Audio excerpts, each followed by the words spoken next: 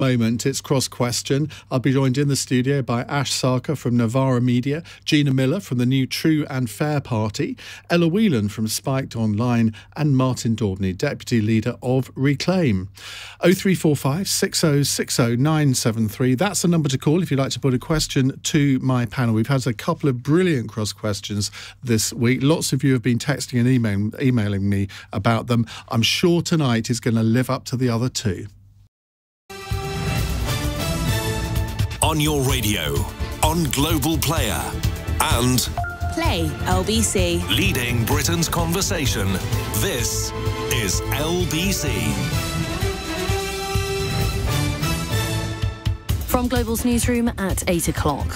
The Prime Minister has told the Russian President Vladimir Putin he's deeply concerned about a build-up of troops on Ukraine's border. During a phone call, Boris Johnson said that a further incursion to the country would be a tragic miscalculation.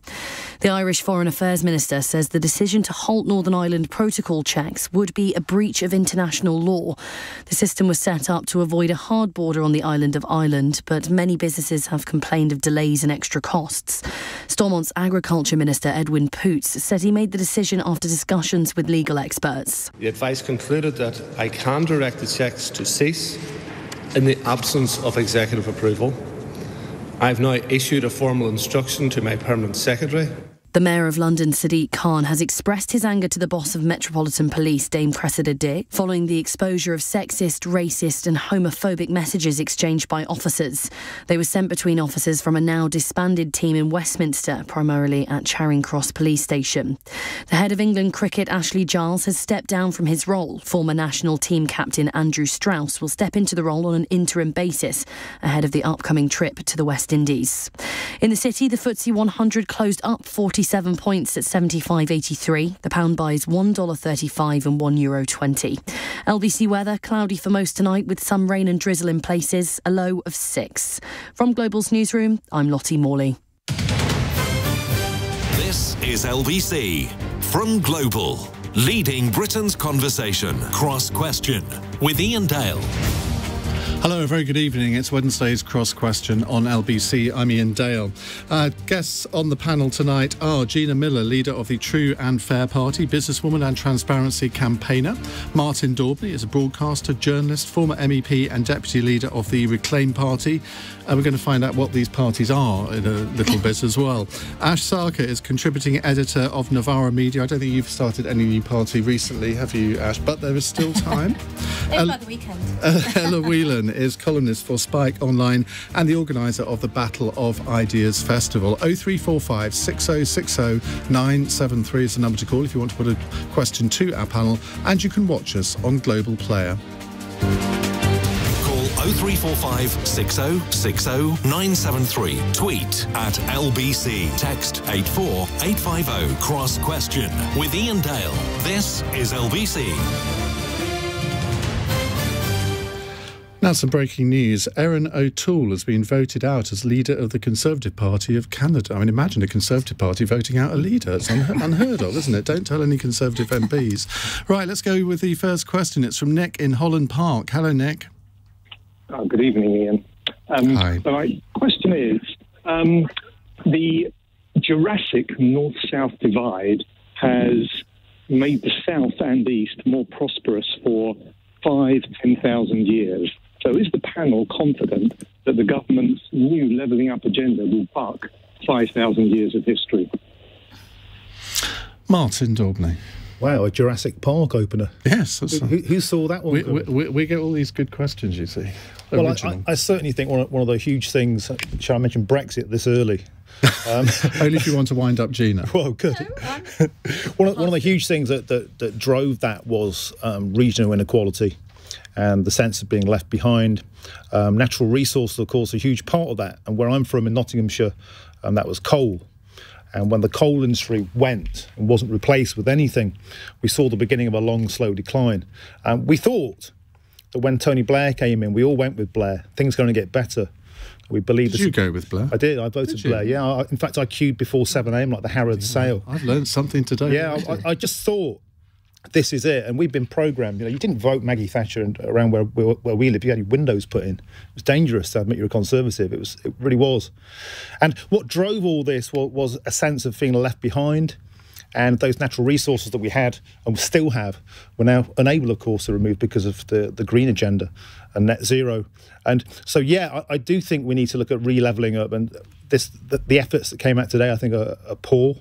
Lots of slogans, lots of sound bites, but where's the money? Well, they say the money was announced in the spending review a few months ago. Yeah, so it's old money moved about. But I tell you, when I campaigned in Ashfield, a lot of my Red Wall Tory pals, they're all really nervous about this because they basically were offered the chance of change, the chance of these communities being able to bounce back, and that was just simply money. Blank cheques were talked about. And when are they going to get signed? And we've had the pandemic since then. And there's a sense of, will these guys lose their seats because they're not going to be offered the money that they were promised because we've now gone down the toilet economically? So I think it's a huge thing. And if we go all the way back to Jurassic, I don't think we've really moved on. Ash Sarkar.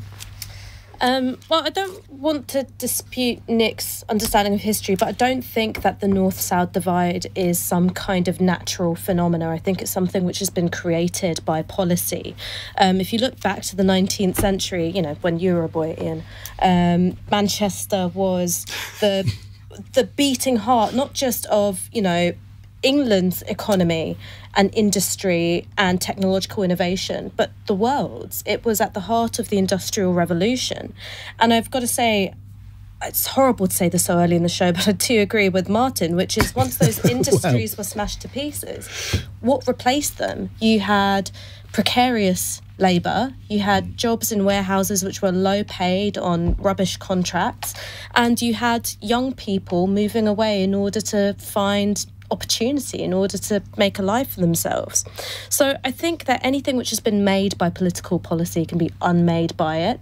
However, a flimsy white paper which spends more talking about Constantinople and ancient cities than it does about the city of Bradford. You were telling me how much you liked that a moment ago.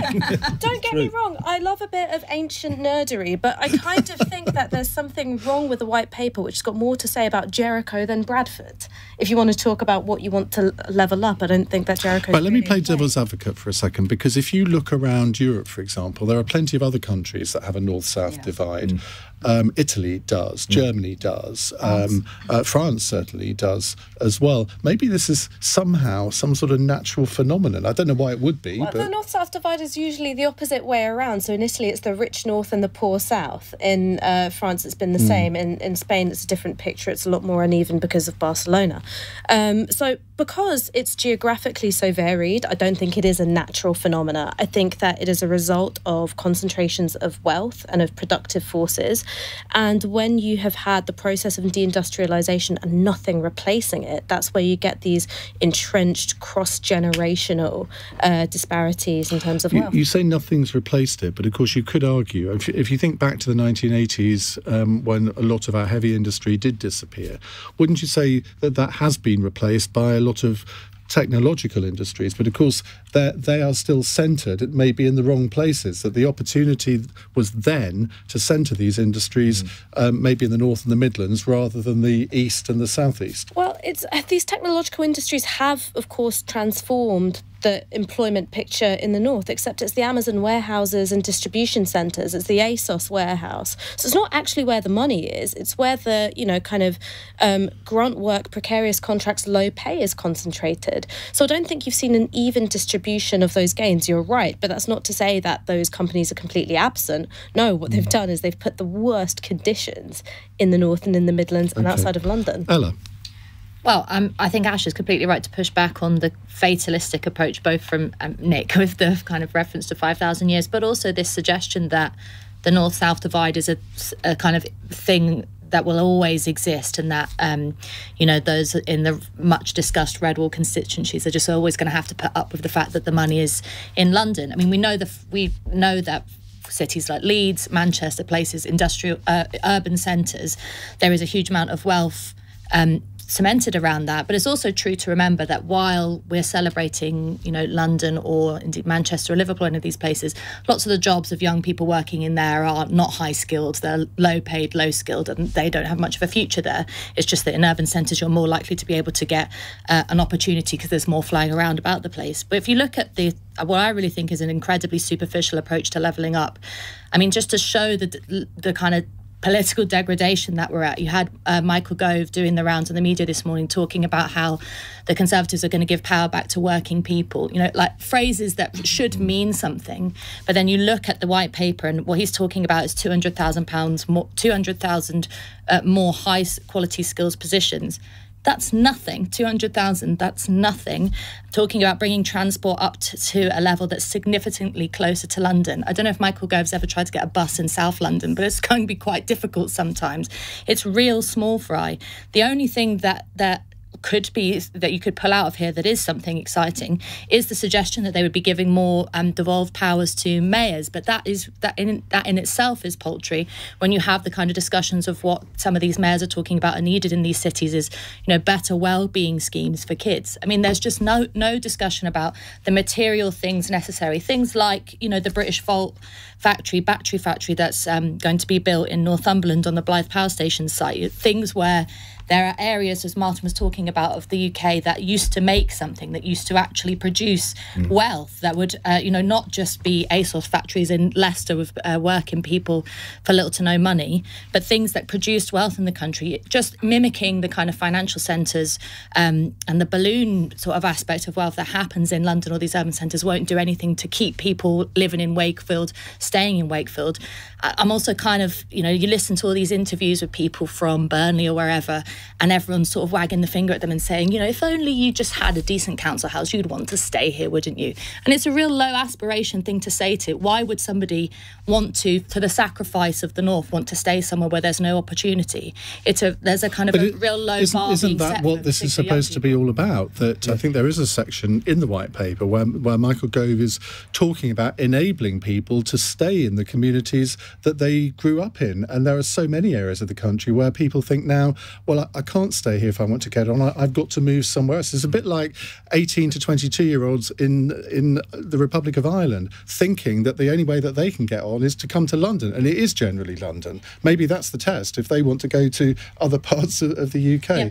But just, go on. Because I've got a bit of experience of what it's like to live in the Republic of Ireland. I mean, places where there isn't much going on in terms of, excitement for young people, opportunity, having, a couple more places on a skills training workshop, or perhaps the possibility that you might be able to club together and get a house, which, as we know, is, the plans that the Conservatives have, and Labour, in fact, for house building are paltry in itself.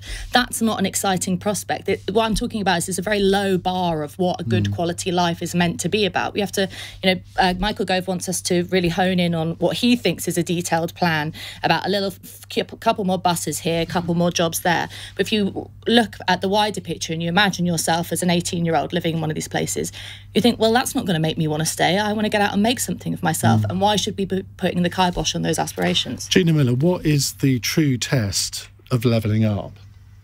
It's interesting because I can't see any... Oddly, we're actually going to be in agreement on the panel on the first question, because I think that there are low aspirations in this paper. It's a lot of rhetoric, it's all money. But I think there is a much more fundamental problem, because actually we have the biggest north-south divide of any European country. It's not just it's normal or it's something that's geographical. And part of the problem is the fact that we have an 80% service economy. We actually have a disproportionate service economy compared to a lot of our other neighbours and countries in the West. And the problem with that is that skills are skewed to a particular part of the country. So we haven't invested in infrastructure, we haven't invested in productivity and in manufacturing around the country. So we've actually got two problems going on at the same time. You've got austerity that also cuts so many things to the bone, but then you also have the fact that we didn't act soon enough to correct that overbearing service economy that we have in this country. And I think until we actually put that right, we go back to something that's more of a 60-40 maybe, then we will see real levelling up. We will see real... How do we do that? And a part of that is education. So I was going to come back to what I thought was really disappointing in the paper was how little there was on education. Because there's a few, as I said, there's a few bits on, training or retraining a few hundred people or a couple of thousand people here or there or whatever.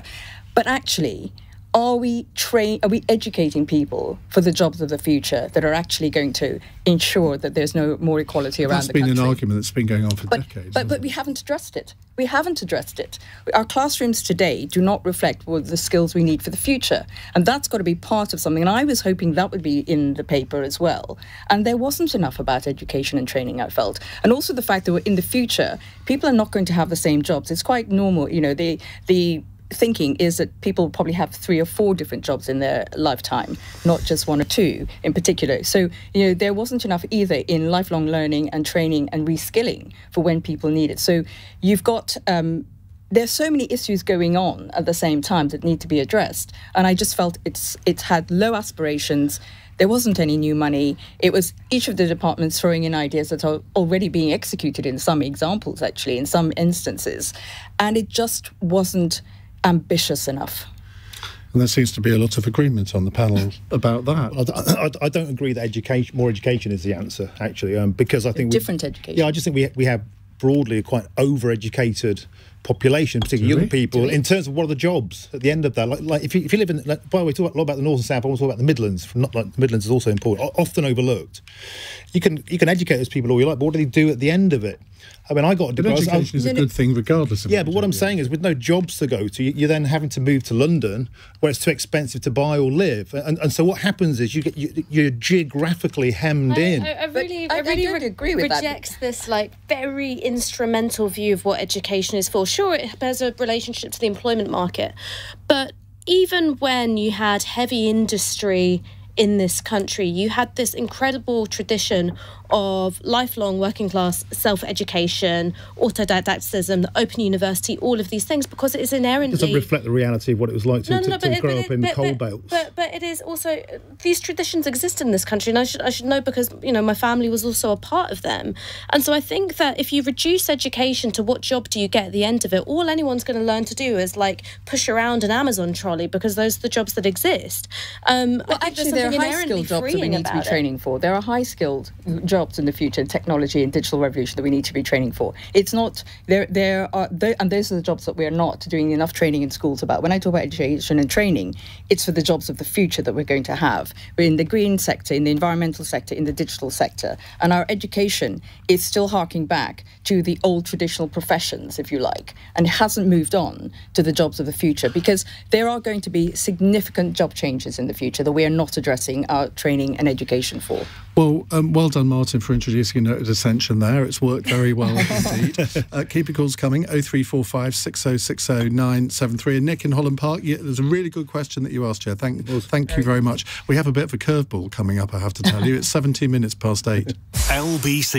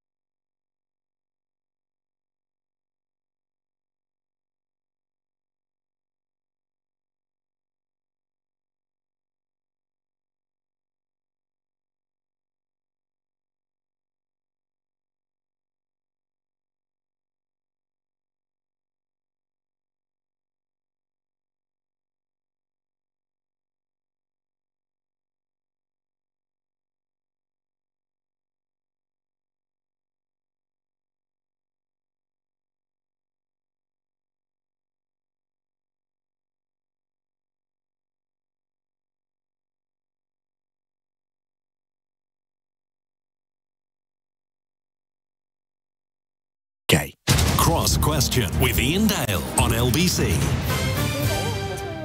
20 past 8 on LBC. We're in the middle of Cross Question with Gina Miller, Martin Daubney, Ash Sarkar and Ella Whelan. Before we go to the next question, Gina, you launched a new political party recently called True and Fair. I did. What does it stand for in 30 seconds? What's your elevator pitch? Modernising our democracy and putting checks and balances so that we actually have our accountable ministers and Parliament and Prime Ministers. So modernise our democracy. A friend of mine who's in the Liberal Democrats texted me earlier when he saw that you were on the programme. He said, why didn't she just join the Liberal Democrats? We haven't got time. All right, Martin, Reclaim. Now, this is Lawrence Fox is the leader of your party. Right. He and I have had Can I just say, Martin, I wanted to interrupt for a moment to just say that I think you've joined more parties than Boris Johnson has held illegal lockdown parties, haven't you? Well, joined more parties? Well, or you've been associated with, because I think you Labour, well, Women's Equality, I voted for the Labour Party as a Reform. Youth for 20 years. I voted for the Women and Equality Party, you're correct, in the mayoral, because I couldn't vote for Zach, and I could never vote for Khan. I voted Liberal Democrats locally because he's a good lad. I joined the Brexit Party, and now with Reform. And I think being politically Reform. Reclaim. I thought it was. I was going to say, I thought he that's doesn't even know which Brexit, political party Reform, he's deputy leader of. That'll be the bit that goes out now. That's the final tip. That's why I found it quite confusing. I think it's good to be politically promiscuous, and I think more people should be, because if we just vote forever the same, then nothing will change. So Reclaim. 30-second elevator pitch for you. Reclaim was launched by Lawrence Fox after he appeared on Question Time, and he had his entire career cancelled for saying white privilege was a myth. And since then, we are founded on the primacy of free speech in all areas of life. So you should be able to freely speak what you believe politically, a free debate about controlling our borders, a free debate about net zero, a free debate about the harmful effects of the pandemic, the lockdown. So free speech everywhere without being cancelled or shut down or called a racist or a xenophobe, all things we had during the time of Brexit. I always find it really weird when someone says that someone's been cancelled when I've only ever heard of them post this supposed cancellation. All respect to his career before that, but I'd never heard his music, never seen him act. I'm sure he was brilliant. But he was suddenly ubiquitous after that Question Time. So I would say he owes a big thank you to cancel culture because it made his career. Well, he was on £1 million. He was on over £1 million a year as an actor. He's on significantly less than that now. So his entire acting career was cancelled because equity threw him out. So you're factually incorrect on that. And he's also been making some quite anti-vax comments and now has contracted COVID. He's not anti-vax. He's talked about, again, a free debate, a free choice around bodily autonomy. That's all he's ever said. Does he regret that now? No. I mean, people with the vaccine get COVID too, right? It's not an immunity. Yes, true. And so there we go. He's on ivermectin, he's self-dosing on that. No, it's not actually that. Isn't it horse dewormer? It's actually used to deworm horses. It's actually a Nobel-winning drug that was designed for river blindness and has cured millions of people in Asia. Also is used and it also is used to deworm horses. Because it has antiviral properties. It sounds like Donald Trump wanting to drink bleach. Different thing. There's a paper came out from Japan this week which showed it has some use, and it's been researched in Oxford too at the moment. Let's go back to your questions. Chris is in Stubbington. Hello, Chris. Oh, it's a text. Apologies. Do the panel think the closures of 2,000 swimming pools in the last decade limit children's chances to swim and damage children and adults' health? Well, you weren't expecting that one, were you? Ella, let's come to you first. Well, it sounds, if there have been 2,000 closures, then of course it is going to be limiting kids' chances to swim. But I think it's an important point because one of the things that really the 2 years of the pandemic and lockdown restrictions brought home was how much you suffer from not being able to go outside of use the resources of your community, go out in particular for kids, to go out into the basketball courts I had around my estate, going out to local football fields, using gyms or things like that.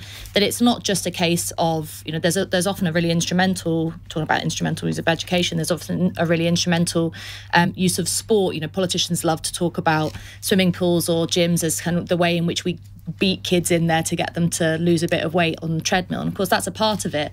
But as someone who's a very keen swimmer, one of these awful people that started cold water swimming throughout the pandemic.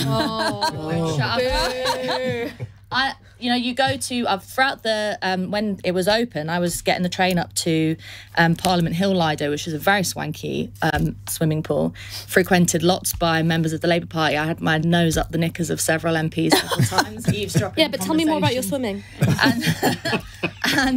And you go to somewhere like that, it's a really well-resourced borough. The place is really good. The facilities are really great. Everyone can go there. It's in fact really cheap to go. Then you go somewhere like in and around Tottenham. There aren't very many resources around there. It's particularly in London, and of course this is a nationwide problem. We've just been talking about the levelling up agenda.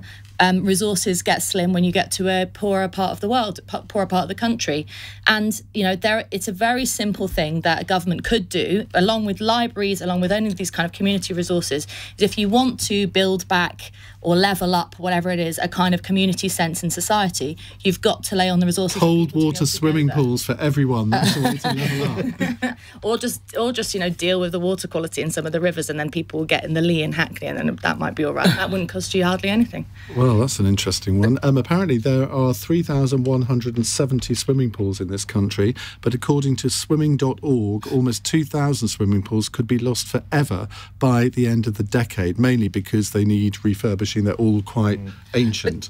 But this is part of the bigger problem, isn't it? We haven't invested in our community services, and when it comes to not just children but also adults, there is a mental health part of it, but also, we've heard about the obesity crisis. We need to get people, it's about physical and mental health as well. And so it's, about giving people the ability to access public spaces where they can look after both their physical and mental health. So this is really quite distressing, not just the pools closing, but actually lack of access to whatever sport it is that you want to enjoy, from tennis to football, whatever it is. I mean, it's the only one I ever see. I mean, actually, it's in the levelling up plan, going back to that, is football pitches. But what about everything else? I mean, not everybody goes and plays football, but I think it's really important with water sports in particular, getting back to the swimming pools.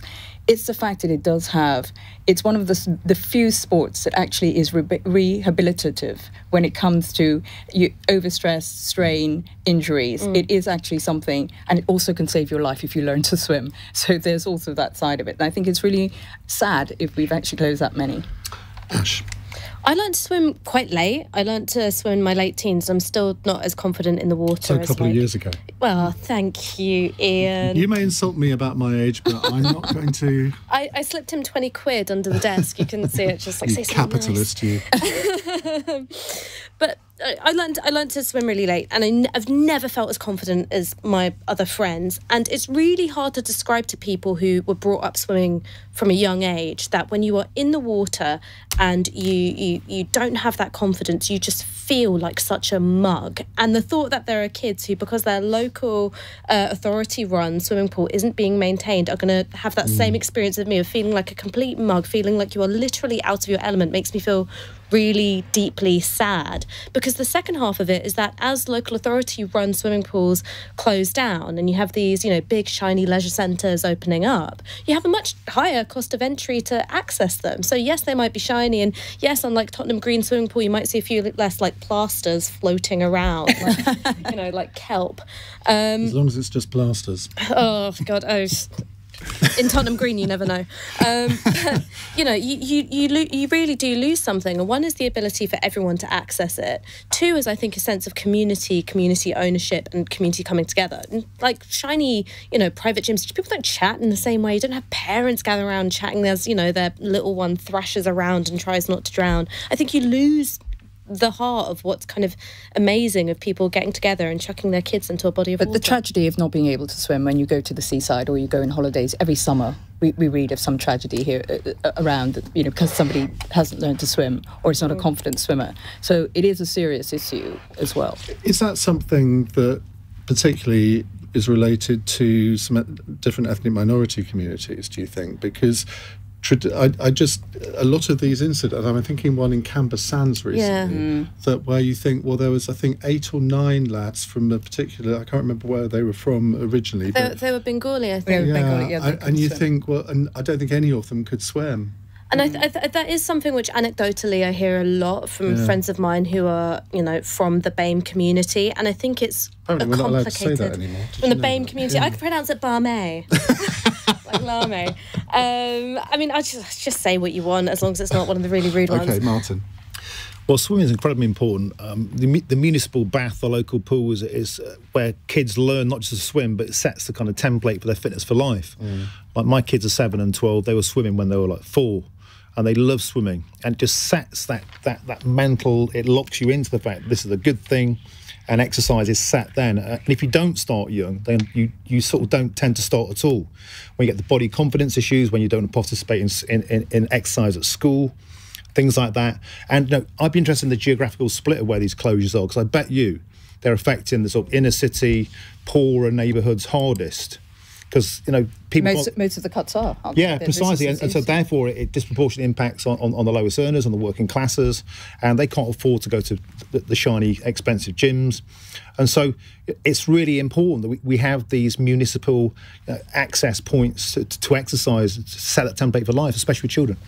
Chris, congratulations for that question, because I do like questions that aren't just about one subject, which often you do get. So we'll have some more of those, please.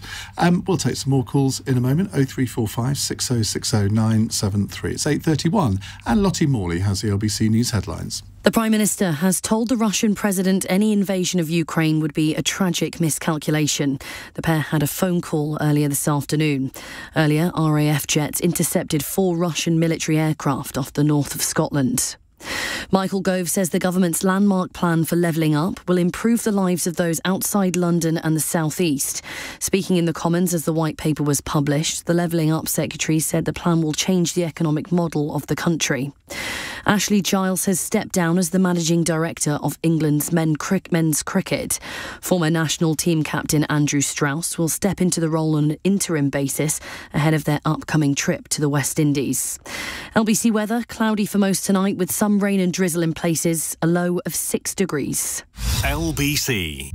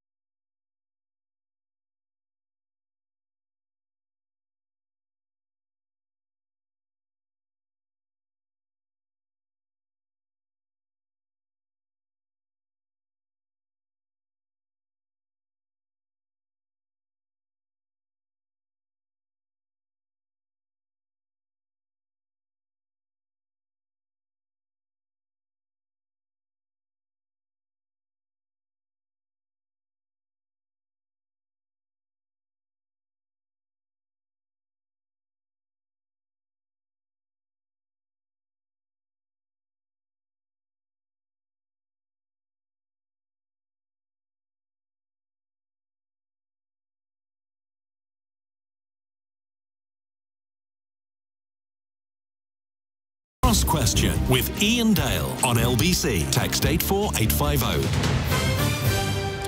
8:35 on LBC. Let me reintroduce my panel. Gina Miller is leader of the True and Fair Party. Martin Daubney is deputy leader of the Reclaim Party. That's Reclaim, not Reform. Reclaim. Ash Sarkar is contributing editor of Novara Media, and Ella Whelan is a columnist for Spiked Online and the organiser of the Battle of Ideas Festival. Do you want to just give 30 seconds on that? Tickets are out for this year's festival, 15th and 16th of October. We will be covering everything from probably still coronavirus to Ukraine. In fact, actually, the Academy of Ideas has a debate on Ukraine happening tomorrow night if you're still into Zoom debates. So we've got something going on throughout the year. But yeah, 15th and 16th of October, get your tickets. OK. Chris is in Croydon. Hello, Chris. Oh, good evening, Ian. Good evening, panel. Good evening. Good evening. Good evening. What's your question, Chris? My question is this: has the attitude of the European Union since our departure shown how right we were to leave? Now, who shall I come to first? Gina Miller. It's like an acrimonious divorce, isn't it? I mean, they didn't want us to leave, and but I think we actually, at the moment, I mean, two wrongs don't make a right, and I think there has been some disgusting behaviour.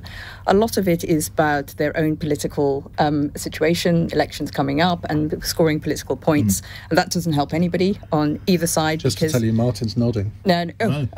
But also, we're going to have to get to a different place very quickly on all sides. We've got the Ukraine crisis on the border of the EU, and that affects us as well. It actually affects us all globally, not just because of the invasion, because actually I don't think there will be an invasion, that's a different discussion, but because, you know, we've got a country that exports, you know, fourth biggest exporter of wheat, when we've got crops failing in Africa. We have got massive problems if there is a war in Ukraine, and the EU and the UK have got to find a way to work together for the greater good and goal of our global peace, but also to stand side by side, strengthen NATO, have a united voice. So we've got to just get rid of the animosity and actually face the reality. We've left. We still are geographically, we haven't gone anywhere. We have got major issues coming down the line, be it environmentally, mass movement of people. We have global, you know, different tectonic plates globally that are going to be challenging and moving. We have got to find a different way of actually working with our neighbours. And both sides using political language that creates faux wars does not benefit any of us. You're talking about President Macron there mainly, I presume? Yes. Now, Martin, I can't think of anything that Gina said just now which you would really take issue with. I found myself nodding so hard, I've got tennis neck. I mean, seriously, I agree with I've heard of tennis elbow, but not tennis neck. When you do that. Look, I see. OK, so the question, I think the answer is yes, we have done the right thing to leave. Obviously, you're going to know I'd say that. The specific reasons, when we go back, it's been a disastrous pandemic for the European Union, I think, however you look at it, in terms of how it politically managed it. Right at the very beginning, when Italy went into its first lockdown, the European Union's instinct was to fine Italy for tourism breaches when it could least afford it. Right from the off, they were making bad decisions that weren't joined up. Vaccine procurement. Even Ursula von der Leyen said that the UK was like a speedboat compared to the huge container ship of the EU, because we were able to procure quickly with 3 months ahead. People say, well, that's not because of Brexit. But the health ministers of Denmark, Holland and Germany were specifically told they couldn't go and negotiate with private companies as a nation state. They had to wait for the bloc to lumber into action, which took a full 3 months. And then when the European Union threatened to blockade vaccines to the UK, I think it showed the European Union really in its full naked horror. And the idea that they were going to stop vaccines coming into the UK was, I think, grotesque. And at that point, it was like, yes, we've absolutely done the right thing. And as far as Macron... But it's not about one issue, is it? Well, that's one point. The next point is fishing. So fishing was often ridiculed by Remainers as, well, it's only a tiny part of the GDP. It could be so much more. Just like coal mining, it used to be huge, but it just got shrunk back. And now Macron is threatening to turn off the power to Jersey. He's threatening all sorts of stuff over these fishing licences, which, by the way, just weren't filed correctly by French fishermen.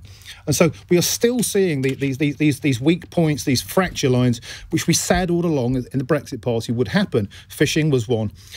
Northern Ireland is another. Did you say all the other things that are happening would happen as well? All the shortages of staff. Well, nobody. The fact that we actually have sectors that are really struggling. They have those same shortages too in places like Germany. Is that because of Brexit? They have them in America. Is that because of Brexit? Actually, we don't have the sort of staff shortages that we have in the UK across most sectors. There was a thing called the pandemic happened. A lot of people went back to where they were born. So that's it. And I think actually that the full impact, the full benefits of Brexit just have been so muddied by the pandemic. We probably won't see them for a long time. Because so do you think there was a plan? So this is my problem with all of this is that we had a democratic vote. We left legally, thank goodness. And then there was a plan. I wonder. But I still can't see where the plan is. Well, a big plan was taking back control, and we haven't on illegal immigration. That's another thing. And I think these are the same fault lines that were there before that haven't been properly dealt with. And Keir Starmer is still in the red wall. I think they think at the moment they're back in the game, Labour. But I'm telling you now, the fact that Labour led the people's vote, Keir Starmer did in particular, will haunt them on doorsteps. I think for as long as Thatcher haunted the Conservatives in those areas, it's a serious, serious issue. And I think absolutely did the right thing. Right. Ash. So, in terms of whether or not we were right to leave and does the behaviour of the EU prove it or not, I think that the emergence of this bigger, more urgent crisis of the pandemic has put many of these questions on hold. I find it kind of funny listening to Martin sometimes talking about the benefits of Brexit, that they're somewhere down the line. It sounds an awful lot like jam tomorrow. I do think, though, that the pandemic has also opened up a vista of political opportunity, different kinds of thinking on spending, the role of the state in stimulating the economy that without the pandemic we wouldn't have had, and that indeed leaving the EU does allow the UK greater freedom in pursuing. And I think that's something which is just a fact. But ultimately, those benefits and those opportunities are hamstrung by the lack of cooperation, the level of hostility between the UK and the EU. And it was always going to be an adversarial relationship. The EU couldn't deal with being, I think, so publicly and openly humiliated and weakened, and the UK was never going to let go of its favourite punching bag, which is the EU. You've got an incentive structure here for political leaders to play to domestic audiences by pointing the finger everywhere but themselves. And I think that ultimately it would mean that rather than thinking of it as, the benefits of Brexit or the horrible costs of Brexit, the nature of leaving and the nature of the settlement that we're at has inhibited, I think, moving towards a more cooperative, constructive place between the UK and the EU. I think there's also the fact that the trade deal was done in such haste by both sides. They're now looking at it and thinking, there's so many red flags in it. What exactly did we do here? And if the EU had agreed to what David Davis wanted in terms of sequencing, that trade deal could have been negotiated alongside the withdrawal agreement. Well, one of the things I couldn't understand is why we were actually waiting. I mean, you could have actually started laying down the foundations. But the EU wouldn't allow it. And so both sides were at fault in some ways. But I think it's more now about, let's not reheat this argument. We've got to find a way, in my mind, we've got to find a way of working together. Ella. I'm going to bite my tongue about how, and I know I don't want to break the pattern of agreement on here about how rich it is to hear Gina talk about we have to move on from this now, given the fact that you were so central to the push to try to overturn the democratic How? Can you please mandate. Explain that to me, how I did that? It does stick in my craw. No, well, then I want you to tell me how I did that. With the legal case and the way in which the do you understand anything about the law? Please don't patronise me. But the way in which the discussion about a democratic you need to read debate the cases before you lay that at my door. Was demeaned and undermined. I'm sorry, but you have got that. That is a lie. All right.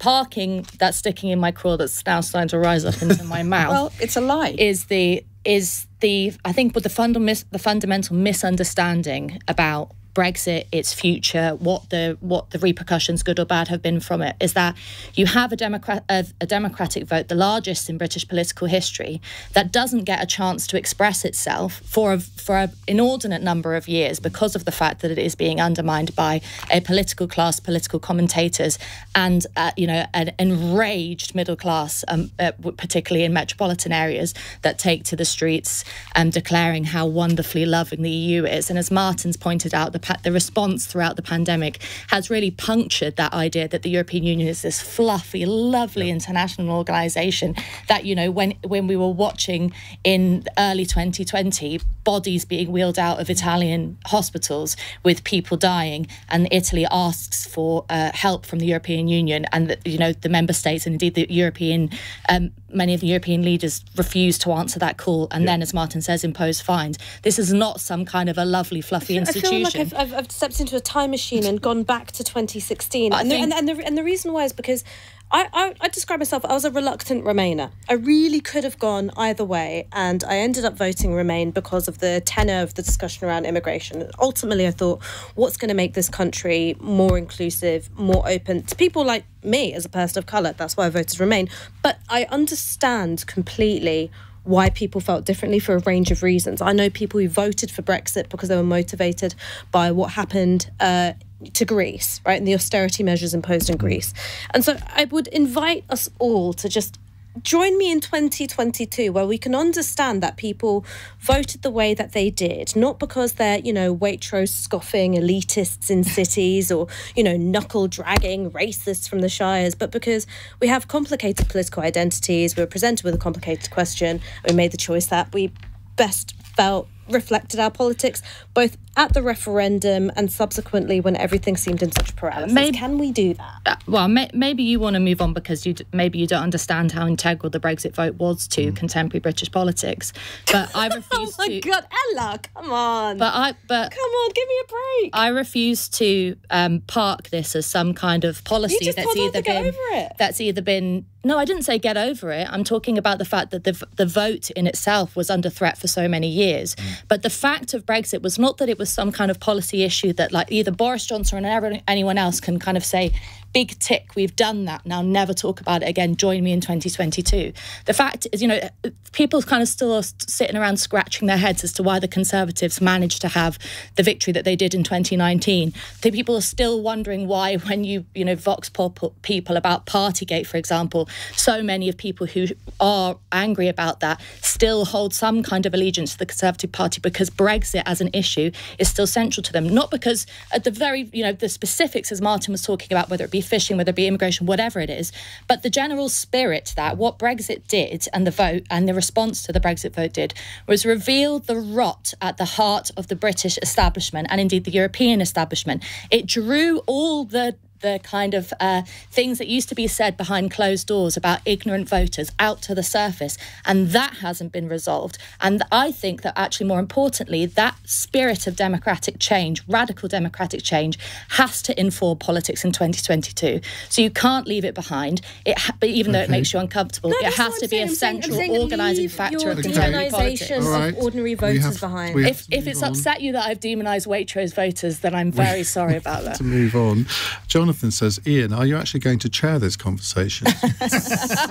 Sometimes it's better for me to just let it run. Yeah. It's 8:48. This is LBC.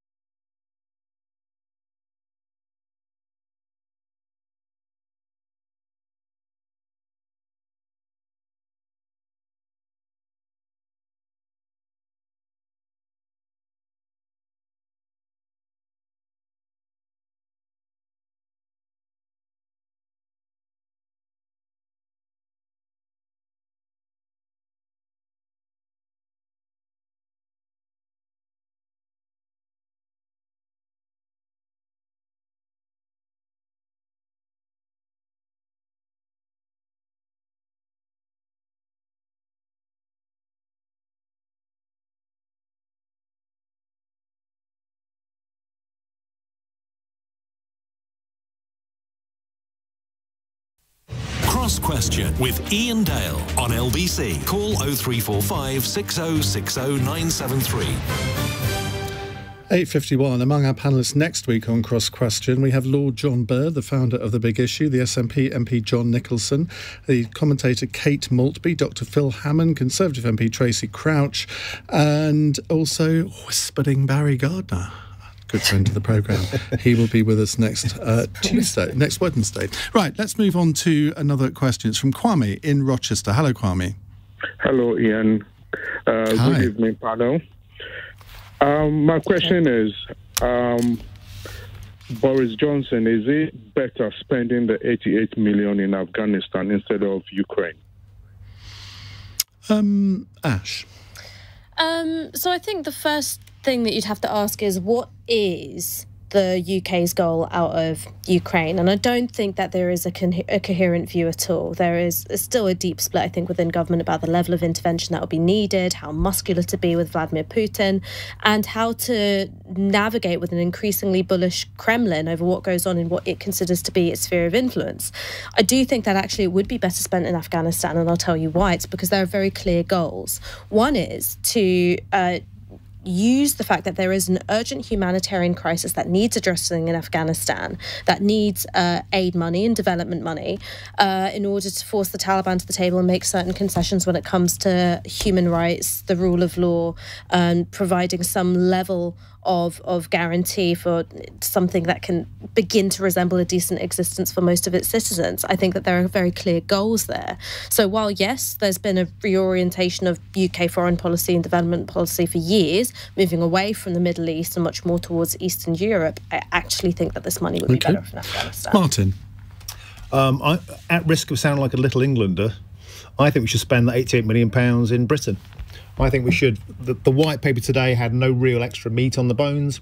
There were a lot of promises made in 2019 at the general election, a lot of blank cheques waved about, nothing really forthcoming so far. Let's put it to places like Rotherham, Barnsley, the West Midlands, the East Midlands, places that really need money. Charity begins at home. Particularly the East Midlands. Yeah, particularly. Ella? I don't want the 88 billion to not go there because of Little England or because I want it to go to the white paper, but because the British government never gave out a free lunch, and the idea that more spending in Afghanistan or indeed Ukraine would come with no strings attached is a little naive. I don't think the West has any right to, but in particular the scenes that we saw in relation to the withdrawal from Afghanistan and the response to 20 years there and what it amounted to shows that when the West blunders into nations and involves itself in trying to define other nations' sovereignty, it always not just gets it wrong, but meddles in a way that leaves death and destruction in its path, and particularly in relation to Ukraine. Whether it's the news that we've had with extra troops from Biden today, the idea of more Western intervention, not just through a kind of few pennies of £1 million here or there, but through involvement in trying to organise the future of those nations, sounds to me like utter disaster. I'd be very clearly anti-Western intervention on this case. Gina? I actually think there's a lot of saber wrestling going on in Ukraine. So I'd say that, you have to look at the practicalities of Russia actually moving and the financial burden of them taking on, swathes of one of poorer countries such as Ukraine at a time when you probably would have, you will have sanctions, dwarfs the cost in any sort of foreign policy terms of Putin, of putting money in there. So I think there's a lot of saber rattling. There are a lot of, even the Ukrainians themselves don't believe that Russia will actually invade. And, there are consequences that will come that will really punish Putin. But when it comes to Afghanistan, we've got 10 million people who are living on nothing but a piece of bread practically on a daily basis. You've got women selling their organs. You've got families selling their children. This is one of the most heartbreaking humanitarian crises going on in a country that we bodged. So I agree with Ella. It's a political crisis, not a humanitarian one. It is a natural disaster. No, it is a humanitarian one because there are people They're selling their organs. But there's a cause behind that. What I'm trying to say is that it was caused in part by Western intervention. But we need to go back in there and create and ensure that there is stability in Afghanistan, because if there isn't, the actual the ripple effects of that instability across the borders into the mushrooming up of of terrorist groups that are going to splinter away will actually affect us. So our foreign policy is not just humanitarian, it's actually about protecting us at home as well. And from that point of view, the West has played Afghanistan is better than the Ukraine. Okay, I want to fit in one more question. Thank you for that, Kwame. Let's take a text from Christine in Surbiton. 30 seconds each on this, if you can, please. Should Boris Johnson have apologised today for his Jimmy Savile comments instead of doubling down? Martin? No, I don't think he should. Will Keir Starmer apologise for trying to cancel Brexit? Will the Labour Party apologise for refusing to intervene in grooming gangs across the north? Where do we ever stop apologising? Trumpian politics are cutting through us. It's a brutal combat. I think Boris has actually played a blinder in one respect, and that is everyone is reacting to what he's saying and they're stopping talking about Partygate. Politically, you can say it was a fumble, but he's setting the agenda. Never apologise. Ash? I think Martin's hit on it, which is there is a reward and an incentive for banging the drama of some of the most deranged smears that you can find, because we'll either all be talking about it in order to condemn it, or it will be legitimised and amplified by the mainstream press. Either way, the focus is away from what makes Boris Johnson uncomfortable, his conduct during Partygate, whether he's lied to the public and lied to the House of Commons, and now we're talking about something which, if you're only listening to the show with half an ear, what do you hear? It's Jimmy Savile, Keir Starmer. And that's what you're going to leave. Nobody listens to this show with half an ear. Gina? I think there's a bigger problem, which is how the chamber conducts itself. And we have to have more rules and regulations, which is what True and Fair believes in, about how people conduct themselves in Parliament. And if you say something, I mean, today he told some whoppers at PMQs, and he hasn't corrected himself. He should have come back and corrected what he said, some of the facts he said at PMQs today. And you can't have somebody who is using the chamber of our democracy, where our representatives sit and debate our lives every day, where they're using language that they literally are not being held to account to, and is misleading and is basically propagandering. Like Tory scum. No, you can't do that either. But it's not one or the other. This is about how everybody in the chamber should be behaving. Ella? I feel like I can't be the only one in the country that just rolls their eyes at this. I mean, Parliament is increasingly becoming like a playground. One side throws an insult at the other, and Boris Johnson is an idiot for making those comments. There's no two ways about it. But apologies are 10 a penny. I want an opposition to really put the government's feet to the fire around not whether or not he did or didn't have a cake at this time, whether it was ABBA-themed, all this nonsense about parties, but whether the government's policy at the time throughout lockdown was right, whether it was correct that when you had the entirety of number 10 seemingly not being too worried about a virus, you were criminalising people sitting on benches with each other or stopping people from going to funerals. Was that the right thing? Let's have some actual depth to political investigation rather than this to and fro nonsense of he said, she said, who's going to say an apology? Well, let's have some political depth to the answer to this question. Final one. Tomorrow is the Southend West by-election, meaning broadcasters can't talk about politics. What should we talk about instead? When are we going to get the new Rihanna album? Because I don't buy the fact that just because she's pregnant and she's got the underwear line and the makeup line that she can't give us all what we really want, which is some dance hall bangers. Please, Rihanna, if you're listening, and I know you are, drop the album. You never know. Ella? Actually, there's a story out today about HRT, which I think should be given more... I think Sheila Fogarty covered that earlier. Well done, Sheila, because it is a big thing for women of a particular age. And there's also news out recently that the government is not going to cancel telemedical abortion, a policy that it brought in allowing women to access abortion pills throughout the pandemic because of lockdown measures. It's not going to row back on that. So there are moves afoot to allow women to access the medical help they need without hectoring doctors and inquisitive pharmacists. And I think that's a very good thing. So let's talk about women and their medicine for all. I feel so stupid for doing a fun one now. Yeah, I agree with Ella. So we've got an agreement across the board on this. But also, I would talk about the fact that we aren't talking much about nature. Go out there and look at this warm weather, that things are springing up again. It's really quite magical when you see nature growing again. Martin. And on a serious note, I think we should talk about the fact a report came out today that lockdowns had 0.2% decrease in death rates and largely were pointless and didn't work and were ineffective. And back to the Reclaims mission, as let's have a free debate around all of these conversations, and let's not be afraid of that would come under being... politics. That would come under politics. Yeah, it really would. And I'm not sure, Martin, you get the idea of our final text question. But invite me on again. Ash scored well on that. I was the only one who read the assignment. You did, absolutely. Listen, thank you to you all for coming on the show tonight. Ella Whelan, Ash Sarkar, Gina Miller and Martin Daubney. Coming up in a moment, we're going to spend an hour talking about Ukraine. And you can let me have your views, 0345 6060 973. It's 2 minutes past 9. On your radio, on Global Player, and Play LBC. leading Britain's conversation. This is LBC.